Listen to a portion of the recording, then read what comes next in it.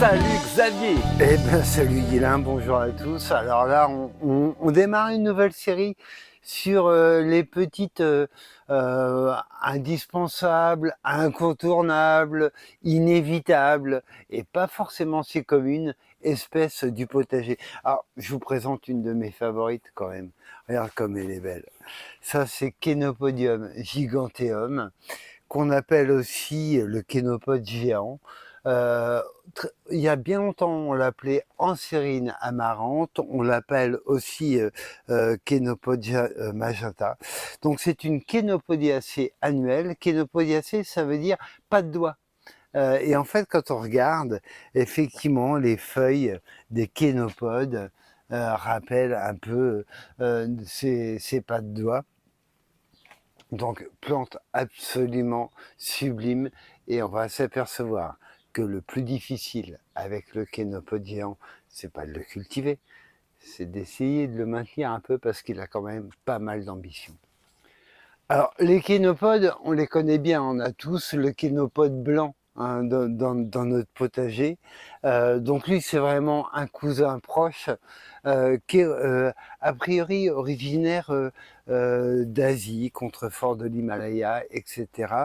euh, qui, qui a été introduit, enfin observé vraiment par Monsieur Bois en 1908. Il fait vraiment un rapport circonstancié sur cette espèce-là. Et alors, pour ceux qui ont un doute sur ce changement climatique hein, qu'on connaît, 1908, Monsieur Bois introduit cette espèce, la cultive en région parisienne, ils s'aperçoivent qu'il n'y a pas de graines viables. Il n'y a que au sud de la Loire et vraiment dans le milieu de la France que la graine est viable. Là, vous en cultivez une fois, non seulement la graine est viable, mais l'année d'après, vous serez heureux parce que vous en aurez encore, mais vos voisins seront heureux. Les voisins de vos voisins seront heureux. Bref, il va absolument partout. Donc voilà aussi une plante symbolique du changement climatique. Mais un symbole réellement intéressant parce que qu'est-ce qu'on mange là-dessus? Je ne sais pas si tu vois là la taille des feuilles. Mm. Ouais, feuilles cuites. Mm. Là, c'est vraiment délicieux, comme des épinards. Jeune feuille en salade. Alors, imagine la beauté hein, dans une salade. Et un truc tout à fait particulier que moi j'aime beaucoup chez le kénopode, c'est que, bah voilà, c'est une feuille qui a du goût, une vraie saveur. Essaye à ton tour, et je trouve ça vraiment agréable. Ce qu'on va remarquer aussi, c'est la beauté de la plante. Tout est beau, quoi. La beauté de la tige, tout est magnifique. Moi, je l'aime beaucoup parce que vraiment, il se ressème en abondance et il me sert de couvre-sol naturel, en fait. C'est-à-dire que, tiens, par exemple, ici, bon, le tunnel, ça lui plaît bien, il se ressème bien.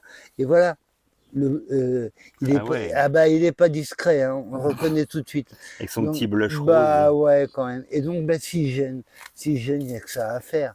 C'est pas très compliqué quand même T'en refais, j'ai pas vu, à j'ai pas, tenir. j'étais pas dessus. Ah oui, je suis un petit peu rapide là-dessus. Bah voilà, s'il gêne. Allez! Ah bah ouais, petit bonhomme. Bon, il va y en avoir d'autres. Hein. Et puis moi, honnêtement, je le laisse grainer tous les ans. Donc on voit hein, ici dans le tunnel, il y en a plein hein, quand même que je laisse volontairement parce que pour moi, je sais pas pourquoi, hein, j'ai aucune preuve scientifique de ça, mais il participe à la température, à réguler la température de la serre. Je sais pas pourquoi, mais je suis sûr de ça. Donc il a largement sa place. Quand est-ce qu'on le sème, ce petit bonhomme? Bon, bah évidemment, moi je le sème jamais. Je le laisse ressemer, hein, il fait tout seul. En fait, il a un côté indicateur. Ce qui est intéressant quand on voit qu'il repart, qu'il se ressème, c'est que le sol commence à réchauffer. Donc, c'est-à-dire que si vous voulez le semer, on sait que courant avril, quand le sol réchauffe, c'est le moment. Il nous indique ça, un sol qui réchauffe. Alors, on peut le semer un peu de façon traditionnelle. Hein. On ouvre un sillon, on met les graines, on ferme, on plombe, on arrose, on couvre. On peut aussi le semer à l'arrache hein, pour récupérer une tête. Hop là, vous balancez ça dans votre jardin, puis vous allez voir que l'année d'après, y en a qui repart, c'est à peu près certain. Je ne l'ai jamais vu dans aucun jardin, ne pas repartir. Ah, je Ça, confirme, ouais. jamais vu ça. Et en fait, c'est génial parce que ça nous fait vraiment un couvre-sol naturel et qui est pas encombrant. Encore une fois, c'est une petite annuelle, vraiment qui se repère super facilement avec son petit blush là. Bah, là où il est en trop, un coup de sarcloir et puis c'est fini. On est débarrassé. Donc, est-ce qu'on fait les graines de ce kénopode? Non, on laisse faire les graines, hein. Il fait ça très bien, très très bien tout seul. Oui, bien sûr, on peut récupérer en fin d'été des graines sèches, mais c'est honnêtement, c'est pas la peine. Il se débrouille réellement, réellement tout seul. Donc voilà, Kénopode géant, introduction 1908, et Monsieur Pailleux, qui bossait au Muséum d'histoire naturelle de Paris, était persuadé que ça aurait un énorme succès parce que tellement plus facile à cultiver que l'épinard. Il n'a pas besoin d'eau. Il se débrouille sans aucun arrosage. Il est réellement, réellement impressionnant. Donc, est-ce que moi je cultive des épinards? Non. Sur mon sol hydromorphe, c'est trop compliqué. Par contre, est-ce que je mange des feuilles cuites? Bah oui, grâce au kénopode. Et j'ai plein de souvenirs avec lui, notamment toute une période de ma vie où je pouvais pas être présent sur le potager. Voilà, c'est comme ça. Eh ben, n'empêche que j'avais toujours ce fameux kénopode à récolter. Moi, je trouve que c'est très très bon en salade, en feuilles crues, et les feuilles cuites, alors comme des épinards, dans la tourte verte, etc. C'est absolument excellent. Avec cette idée aussi, c'est que c'est généreux, quoi. Le kénopode géant, Ouais, ben, ça on va, a ouais. toujours trop. Moi, je le mets au début quand je fais les premiers pestos. Je le mets dans les pestos quand j'ai pas assez de basilic. Ah Ça me ouais, permet d'étoffer un peu le côté vert et ça apporte une petite touche. une Les texture. premiers pestos, ouais. Ah ouais, excellent. Donc en bref, il sert à tout, tout le temps, quoi. Et, euh, et s'il y a une plante, alors c'est marrant, on parle souvent du potager perpétuel et on imagine des plantes vivaces. Mais lui, c'est bien mieux qu'une plante vivace. Non seulement l'année d'après, il est encore là, mais il est partout. En plus, et on le voit, qu'il avance tranquillement et tout. Donc oui, dans une idée du potager perpétuel, il a complètement sa place. J'ai un ami qui appelle ces plantes-là les généreuses. Les généreuses, pourquoi? Parce que bah, ça se ressème en abondance.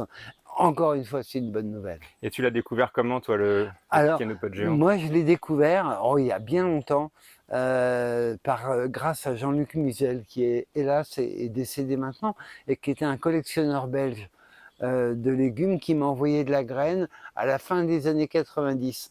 Et donc, depuis les années 90, je profite.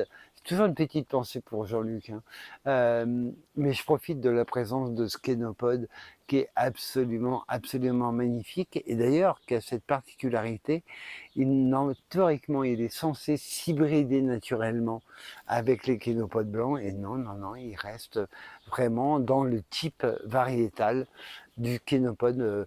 Moi, j'aime bien qu'on l'appelle kénopode magenta aussi.